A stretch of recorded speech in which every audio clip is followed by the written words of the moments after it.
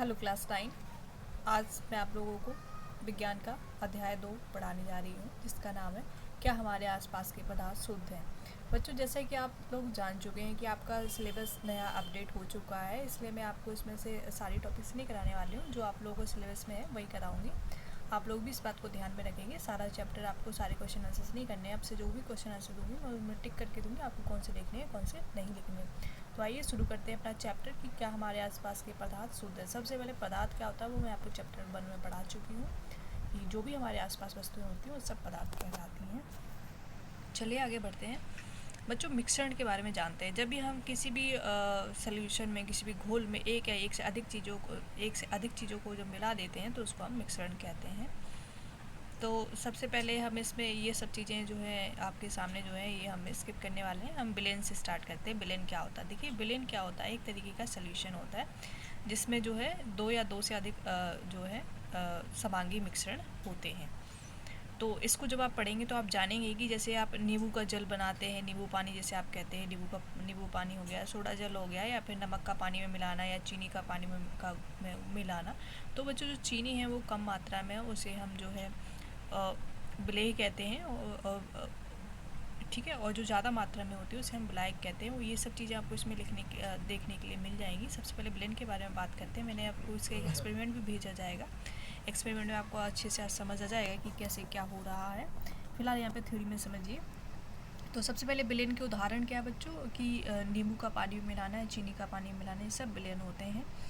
इसके बाद आप यहाँ पे बिना टाइम गवाए डायरेक्ट आप विलेन की जो है गुणों पे आ जाएंगे। ये पहला गुण जो है कि समांगी मिश्रण होता है, यानी इसके जब कण मिल जाते हैं तो ये समान तरीके का आपको नज़र आता है।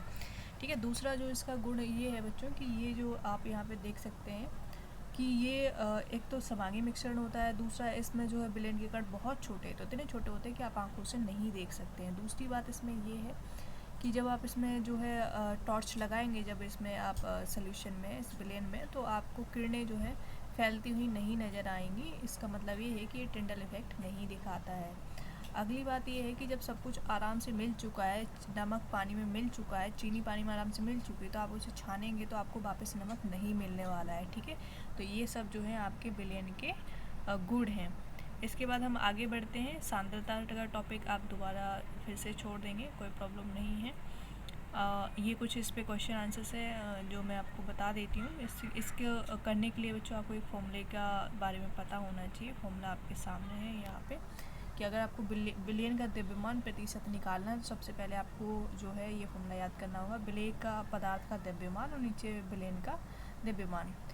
जो विलेय होता है जो हम उसमें घोलते हैं, जैसे नमक पानी में क्या हो गया, विलेय हो गया। पानी जो अधिक मात्रा में उसे हम ब्लैक कहते हैं। ठीक है।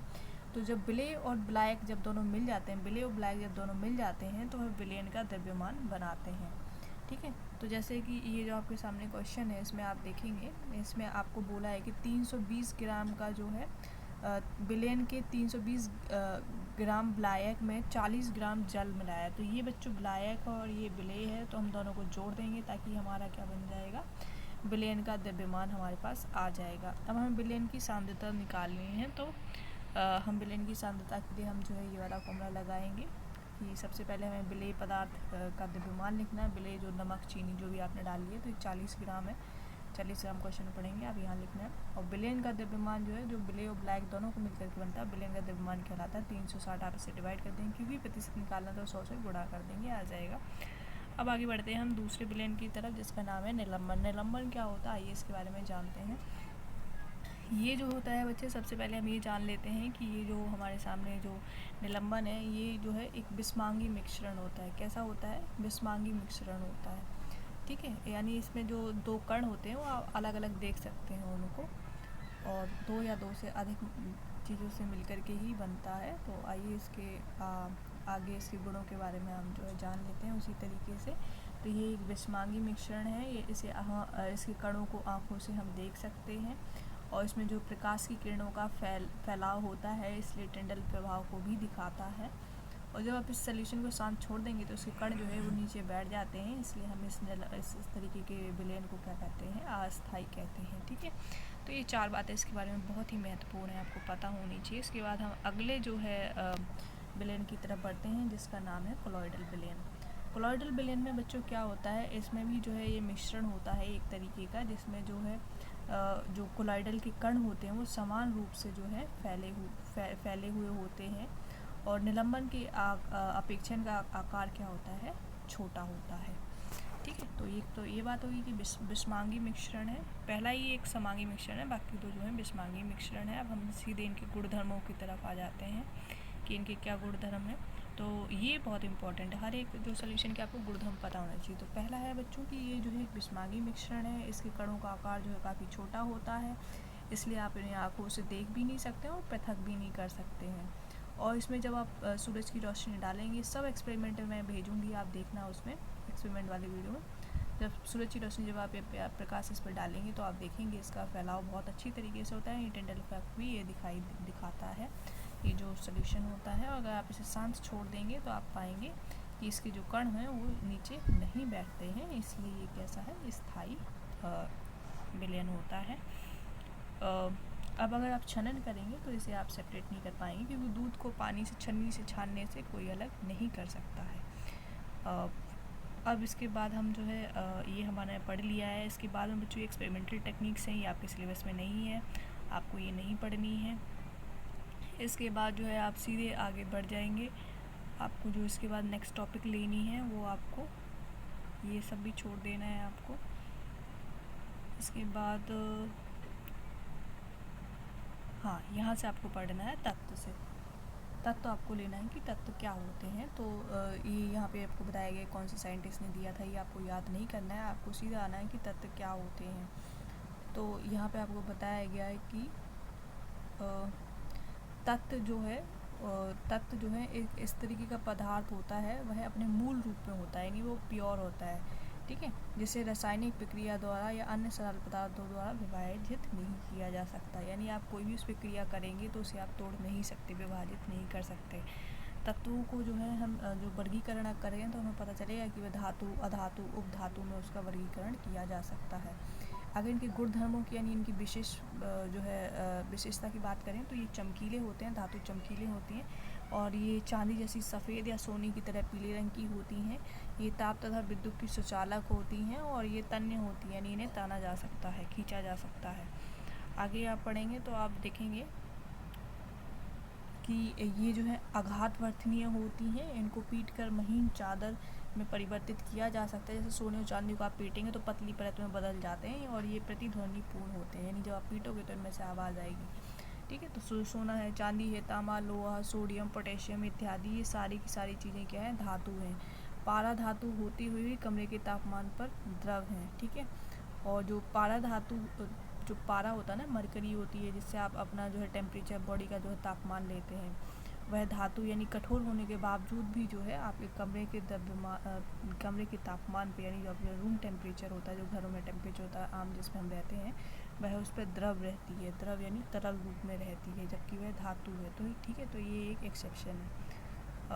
अधातुओं के जो हैं कुछ गुणधर्म यहाँ पे बताए गए। अधातु क्या होती हैं, विभिन्न रंग की होती हैं, उनका कोई एक रंग नहीं होता है। ये ताप और विद्युतीय कुचालक होती हैं, यानी इनमें से अपन बिजली नहीं प्रोड्यूस कर सकते हैं, इसलिए जो प्लास्टिक होती है ना, उससे अपन जो है तार होते हैं उसको कवर करते हैं, क्योंकि जो तार होता है ना अंदर लोहे का, वो तो सुचालक होता है, लेकिन जो प्लास्टिक होती है वो कुचालक होती है, ताकि बाहर जो हमें करंट ना लगे। ये चमकीली जो आपकी जो अधातु होती है चमकीली होती है, प्रतिध्वनिपूर्ण होती है, अधातवर्त्य नहीं होती। ना तो ये चमकीली होती हैं, ना इनमें से आवाज़ निकलती है पीटने पे, और ना ही ये जो है आपकी जो पतली सी शीट होती है ना पीटने पे, उस पर बदली जा सकती है।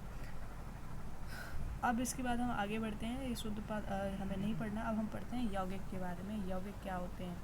तो यौगिक की बहुत आसान सी परिभाषा है कि जब अपन दो या दो से अधिक तत्वों का जो है के एक नियत अनुपात में जब रासायनिक तौर से जब यानी दो या दो से अधिक तत्व, पहले हमने पढ़ा था तत्व क्या होता है, एक शुद्ध रूप होता है किसी भी धातु का, ठीक है। तो जब यौगिक किसी भी दो या दो से अधिक तत्वों में एक निश्चित यानी नियत अनुपात में रासायनिक तौर पर संयोजन यानी मिल जाए, यानी दो या दो से अधिक तत्व रासायनिक क्रिया के द्वारा मिल जाएं, तो उसे हम यौगिक कहते हैं। यौगिक का जैसे आपको मतलब ही पता चल रहा है पढ़ने से, योग का मतलब जोड़ना। तो किस चीज़ का जोड़ना? दो तत्वों का जोड़ना, ठीक है।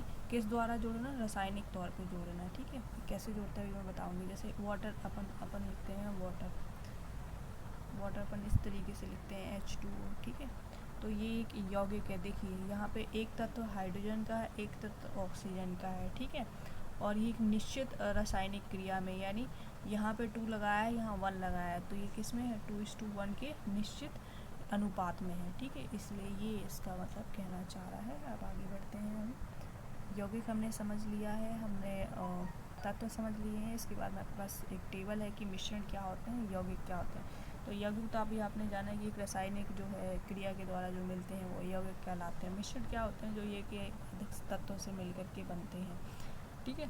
तो जैसे लोहा हो गया और इसमें आपने रेत डाल दी तो ये मिश्रण हो गया, ठीक। और इसे भौतिक क्रिया द्वारा आप आसानी से निकाल सकते हैं, पर इसे अपन इसे हम केवल रासायनिक या वैद्युत रासायनिक क्रिया द्वारा ही अलग कर सकते हैं। भौतिक द्वारा अलग नहीं। भौतिक का मतलब होता है जैसे चावलों में से आपको कंकड़ निकालने हैं तो वो भौतिक है, ठीक है। जैसे पानी में से आपको ऑक्सीजन निकालनी है तो वो आप नहीं कर सकते, ठीक है। तो ये क्या है? यौगिक है, उसके लिए आपको रासायनिक क्रिया ही करनी पड़ेगी।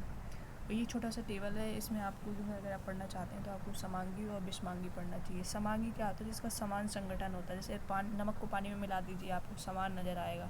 कहीं पे आपको नमक का कोई टुकड़ा नज़र नहीं आएगा और कहीं पे आपको पानी अलग से नज़र नहीं आएगा। दोनों एक दूसरे में अच्छी तरीके से घुले हुए नज़र आएंगे। विषमांगी क्या होता है? जो समान संगठन नहीं होता। जैसे आप एक बीकर लें, उसमें पानी भरें, पानी में रेत डाल दें, तो कुछ समय बाद रेत अलग नज़र आएगी, पानी अलग नज़र आएगा, तो ये विषमांगी है, ठीक है। जिसके कण आँखों से देखे जा सकते हैं और अलग अलग होते हैं। अब उदाहरण के तौर पर देखिए यहाँ पे लिखा हुआ है जल और चीनी या जल में नमक। इस तरीके से 2 उदाहरण ले लीजिए। यहाँ पे देखिए बालू तथा नमक, चीनी तथा नमक, ठीक है। 2 उदाहरण ले लीजिए, आपको सिर्फ यही पढ़ना है, ठीक है। और आपको तत्व और योग भी पढ़ने हैं। तो ये जो है आपको चारों की चारों टेबल्स अच्छी तरीके से याद कर लेनी है कि इनमें क्या अंतर होते हैं। आप आगे बढ़ेंगे, फिर आपके क्वेश्चन आंसर्स आ गए हैं, तो बस आपको इतना ही पढ़ना है। इन क्वेश्चन आंसर्स में भी आपको बहुत कम क्वेश्चन आंसर्स करने हैं। जब मैं आपको आंसर्स भेजूँगी मैं टिक करके भेजूँगी। आई होप आपको ये वीडियो समझ आएगा। कोई भी प्रॉब्लम में कोई दिक्कत है तो आप मुझसे पूछ सकते हैं। Till then take care, good bye.